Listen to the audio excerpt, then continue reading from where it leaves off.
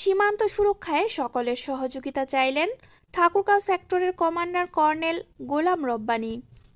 বাংলাদেশ ভারত সীমান্তে চোরাচালান, অবৈধ অনুপ্রবেশ সহ সীমান্ত হত্যা বন্ধে সীমান্ত এলাকার মানুষজনের সহায়তা চেয়ে ভালোর পথে আসার আহ্বান জানিয়েছে বিজিবির ঠাকুরগাঁও সেক্টরের sector commander colonel Golam Rabbani. একই সাথে সীমান্তে না যাওয়ার কথা জানিয়ে তিনি বলেন, সীমান্ত সুরক্ষা যেমন বিজিবির দায়িত্ব, তেমনি এটা সকলের দায়িত্ব। বিজিবির ঠাকুরগাঁও সেক্টরের আয়োজনে সোমবার 13 জানুয়ারি বিকেলে পঞ্চগড়ের আটোয়ারী উপজেলার তরিয়া ইউনিয়নের তরিয়া দ্বিমুখী উচ্চ বিদ্যালয় মাঠে সীমান্ত এলাকার মানুষদের সাথে জনসচেতনতামূলক সভায় এ কথা বলেন তিনি।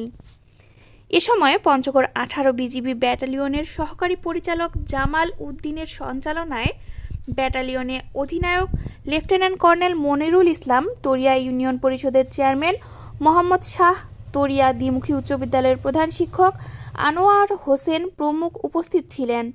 পরে সীমান্ত এলাকার দুস্থ শীতার্ত মানুষের মাঝে উপহার হিসেবে শীতবস্ত্র বিতরণ করা হয়।